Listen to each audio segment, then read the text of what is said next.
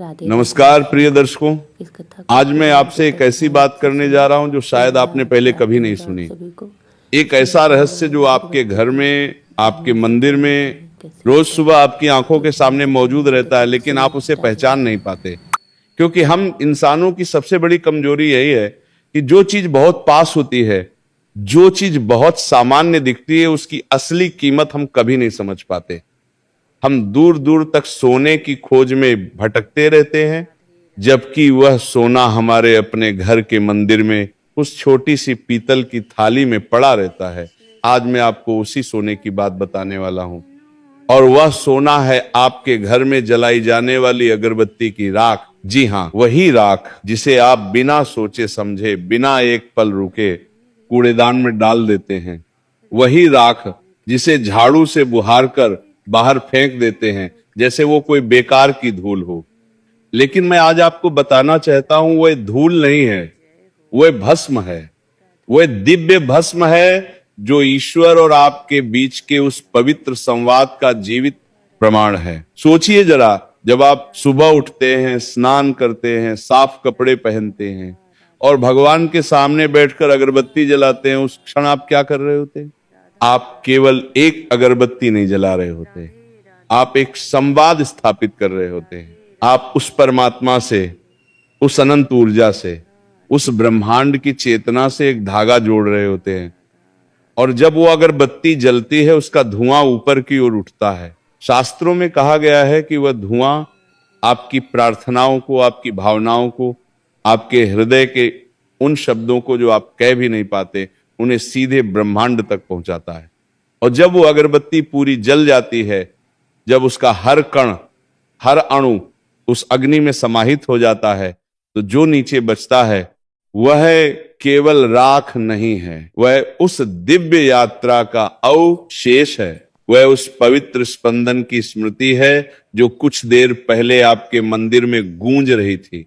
उसे भस्म कहते हैं, और भस्म साधारण नहीं होती। शैव परंपरा में भस्म को साक्षात भगवान शिव का प्रतिरूप माना गया है।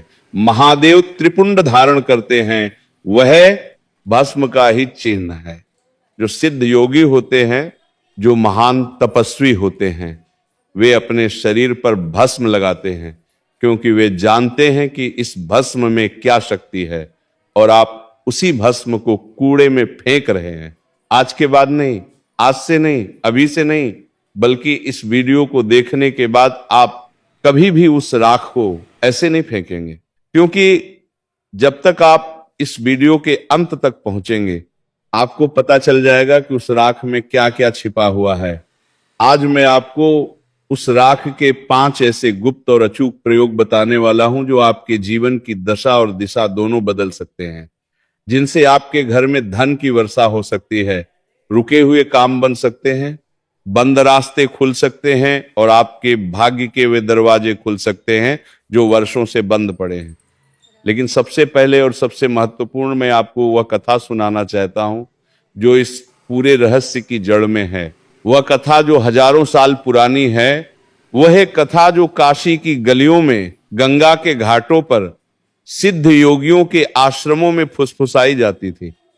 और उस कथा को सुनने के बाद आप समझेंगे कि यह केवल अंधविश्वास नहीं है, ये ऊर्जा का विज्ञान है, ये आत्मा का दर्शन है, ये जीवन का गहरा सत्य है।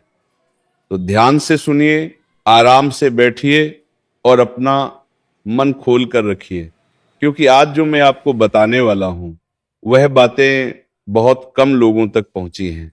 काशी, भारत की सबसे प्राचीन नगरी, वह नगरी जो स्वयं भगवान शिव के त्रिशूल पर टिकी हुई है, वह नगरी जहां मृत्यु भी मोक्ष बन जाती है। उस नगरी में एक व्यापारी रहता था जिसका नाम था रामदास। रामदास एक समय का बहुत समृद्ध व्यापारी था।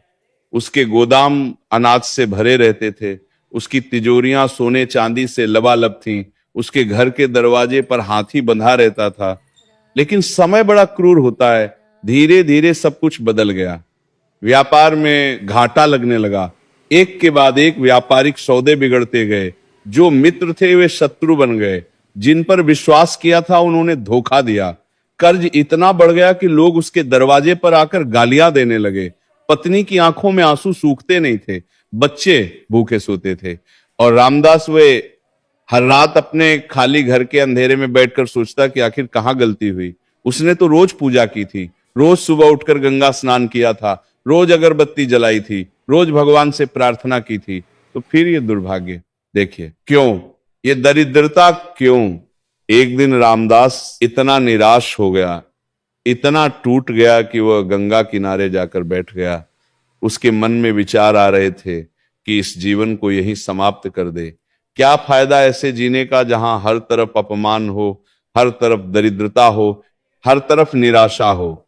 वो आंखें बंद करके बैठा था और गंगा की लहरें उसके पैरों को छू रही थीं, जैसे मां अपने रोते हुए बच्चे को थपथपाती है। तभी एक भारी और गहरी आवाज सुनाई दी, मूर्ख उठ। रामदास ने चौंक कर आंखें खोली।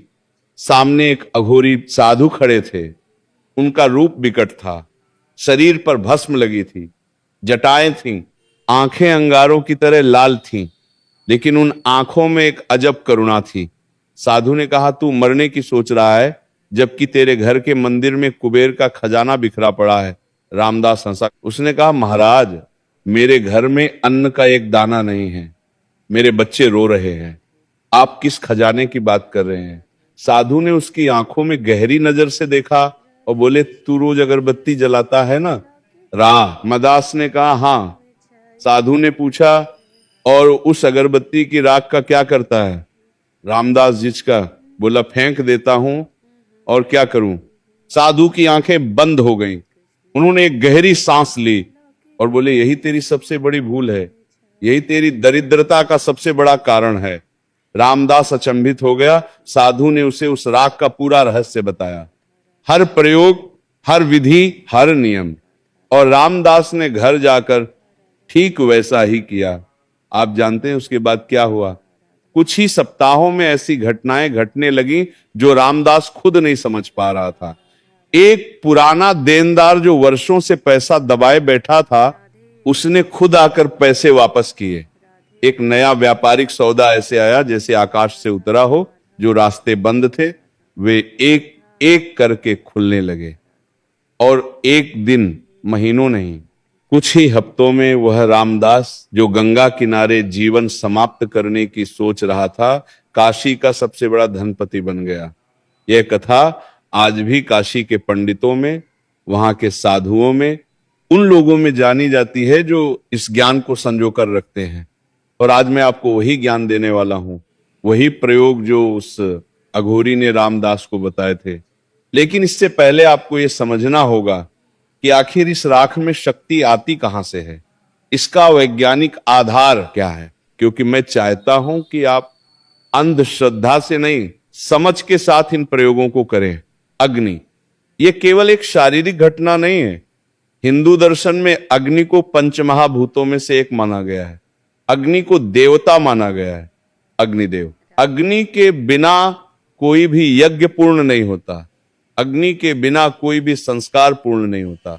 विवाह के समय अग्नि के 7 फेरे लिए जाते हैं। मृत्यु के समय अग्नि में शरीर को समर्पित किया जाता है। अग्नि जीवन के प्रारंभ से अंत तक हमारे साथ है। और अग्नि की सबसे बड़ी शक्ति यह है कि वह परिवर्तित करती है। जो भी अग्नि के संपर्क में आता है वो बदल जाता है।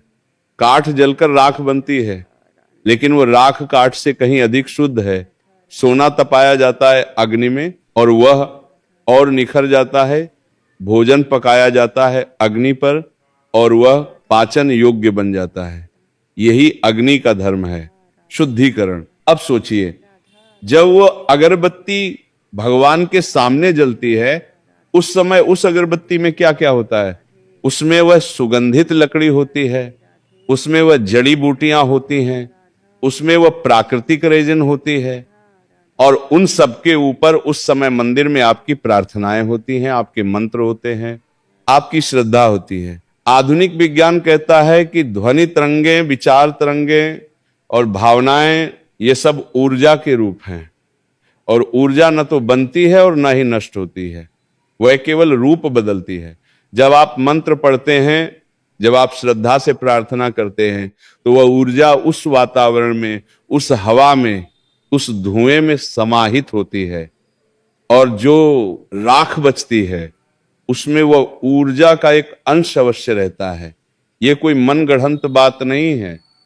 दुनिया के कई देशों में अब ये शोध हो रहा है कि प्रार्थना और ध्यान के समय उत्पन्न तरंगें आसपास के पदार्थों पर प्रभाव डालती हैं। जापान के वैज्ञानिक मासारू इमोटो ने पानी पर विचारों और शब्दों के प्रभाव को सिद्ध किया था। यदि पानी विचारों से प्रभावित हो सकता है तो वह राख क्यों नहीं जो उस पूजा की ऊर्जा में नहाई हो। इसीलिए हमारे ऋषि मुनियों ने भस्म को इतना महत्व दिया था। वे केवल धार्मिक परंपरा निभाने के लिए नहीं कह रहे थे, वे उस गहरे सत्य को जानते थे जो आज का विज्ञान धीरे धीरे समझने लगा है। तो अब जब आप ये समझ गए हैं कि उस राख में कितनी शक्ति है, आइए अब बात करते हैं पहले प्रयोग की। वह प्रयोग जो आपके घर को एक ऐसे सुरक्षा कवच में लपेट देगा जिससे कोई भी नकारात्मक शक्ति, कोई भी बुरी नजर, कोई भी दरिद्रता भेद नहीं पाएगी। यह प्रयोग बहुत सरल है। इसके लिए किसी महंगी सामग्री की जरूरत नहीं है, इसके लिए किसी विशेष समय की जरूरत नहीं है। बस आपको एक चीज चाहिए, वह है राख जो आपके घर के मंदिर में भगवान की उपस्थिति में आपकी श्रद्धा और प्रार्थनाओं के बीच जमा हुई है। तो सबसे पहले एक काम करें, आज से ही एक छोटी सी तांबे या पीतल की डिब्बी लें और उसमें अगरबत्ती की राख इकट्ठा करना शुरू करें।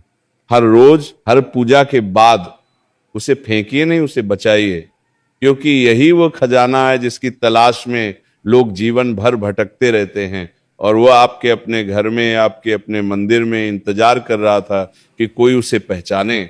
पहला प्रयोग है घर के मुख्य द्वार का सुरक्षा तिलक। जब भी आप सुबह पूजा करें और अगरबत्ती की राख ठंडी हो जाए तो उस राख को अपनी अनामिका उंगली से उठाएं। ये उंगली वह है जिसमें अंगूठी पहनी जाती है, जिसे रिंग फिंगर कहते हैं। आयुर्वेद और योग की दृष्टि से इस उंगली का सीधा संबंध सूर्य के ग्रह से है, हृदय से है और जीवन शक्ति से है। इस उंगली की ऊर्जा बाकी उंगलियों से भिन्न होती है। इसीलिए भगवान को तिलक लगाते समय, शिशु के मुख में पहला अन्न देते समय और पवित्र कार्यों में अनामिका का ही उपयोग किया जाता है। इस अनामिका उंगली से थोड़ी सी राख उठाइए और अपने घर के मुख्य द्वार के दोनों तरफ एकदम नीचे, जहां दरवाजा जमीन से मिलता है, वहां एक एक छोटा सा बिंदु लगाइए। इसे किसी को नजर नहीं आना चाहिए, बहुत सूक्ष्म, बहुत छोटा। आप जानते हैं ये क्या करेगा? हमारे शास्त्रों में कहा गया है कि घर का मुख्य द्वार केवल शरीर का प्रवेश द्वार नहीं होता, वह ऊर्जाओं का भी प्रवेश द्वार होता है। जब कोई भी बाहर से आता है वह केवल अपना शरीर नहीं लाता, वह अपनी ऊर्जा भी लाता है, अपनी मानसिक अवस्था भी लाता है। कभी कभी जाने अनजाने कोई नकारात्मकता भी साथ लाता है, और उस द्वार पर ये पवित्र भस्म वो एक अदृश्य छन्नी की तरह काम करती है। जो भी शुभ ऊर्जा है, जो भी सकारात्मकता है, वो अंदर आने देती है, और जो भी नकारात्मकता है, जो भी दुर्भाव है, उसे वही रोक लेती है, वही भस्म कर देती है। यही इस राख का स्वभाव है, भस्म करना। जो अशुद्ध है उसे जलाना, जो पवित्र है उसे बचाना। आपके घर का वातावरण धीरे धीरे इतना सकारात्मक हो जाएगा कि जो लोग आपके यहां आएंगे वे खुद कहेंगे, इस घर में आकर कुछ अलग ही शांति मिलती है। माँ बाप कहेंगे, बच्चे कहेंगे, मेहमान कहेंगे। और वह शांति ही लक्ष्मी का पहला रूप है। लक्ष्मी का अर्थ केवल धन नहीं है, लक्ष्मी का अर्थ है समृद्धि, और समृद्धि में शामिल है स्वास्थ्य, सुख, शांति, परिवार में प्रेम, और उसके बाद धन। जब घर में शांति होती है, जब घर का वातावरण सकारात्मक होता है, जब परिवार के सदस्यों के बीच प्रेम होता है, तभी धन आता है और टिकता है। जहां कलह है, जहां नकारात्मकता है, वहां धन आता भी है तो रुकता नहीं, पानी की तरह बह जाता है।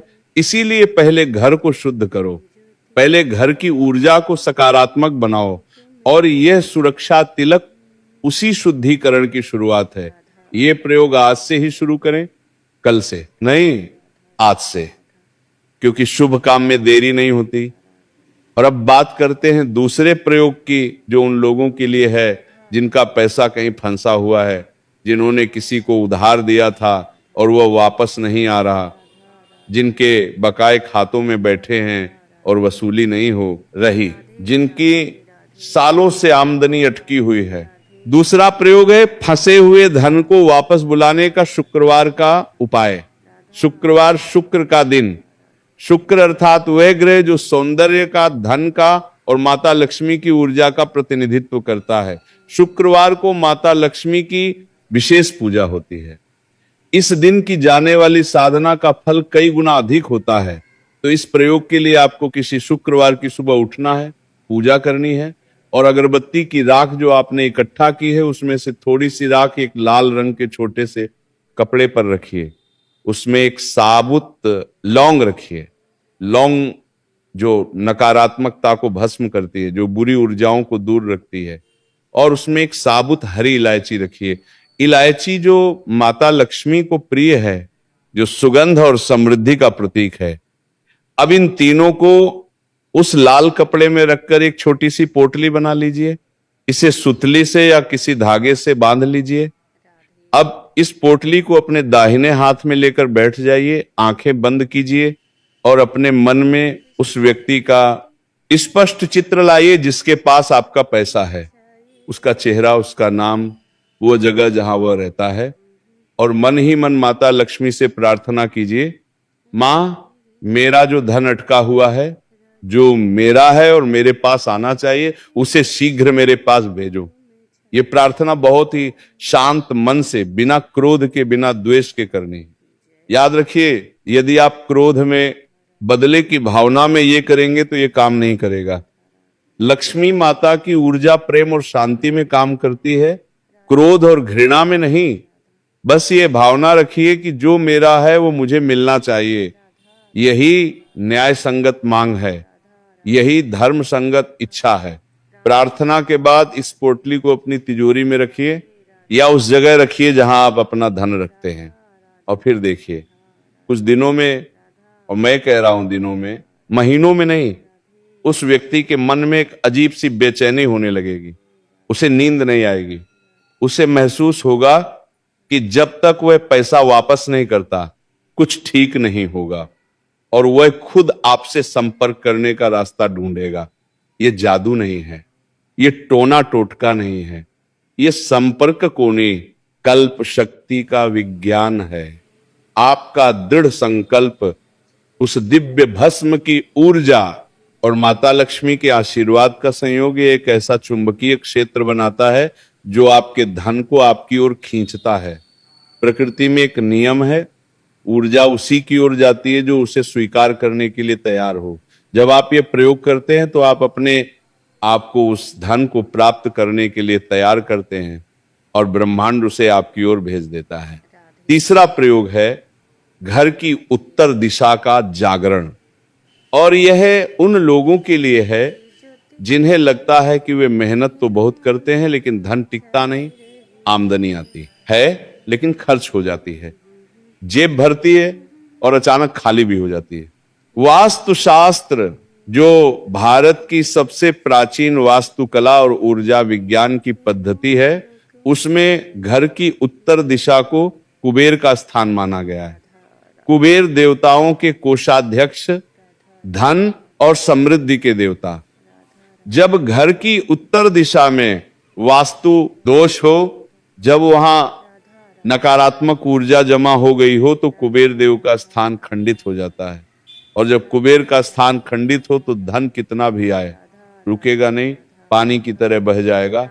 इसे ठीक करने का एक अत्यंत सरल और प्रभावी उपाय है, इस दिव्य भस्म से एक कटोरी में साफ जल लीजिए। यदि गंगा जल हो तो उत्तम, न हो तो किसी भी स्वच्छ जल से काम चलेगा। उस जल में एक चुटकी अगरबत्ती की राख डालिए, अच्छी तरह मिलाइए। अब एक लाल गुलाब की पंखुड़ी लीजिए, या यदि गुलाब न हो तो एक आम का ताजा पत्ता और इस राख मिले जल को अपने घर के उत्तर दिशा वाले हिस्से में जाइए, वहां खड़े होकर उस पंखुड़ी या पत्ते से उस जल का छिड़काव कीजिए। छिड़काव करते समय मन ही मन श्री कुबेराय नमः का जाप करते रहिए। ये मंत्र कुबेर देव का मंत्र है, ये मंत्र धन के देवता का आह्वान है।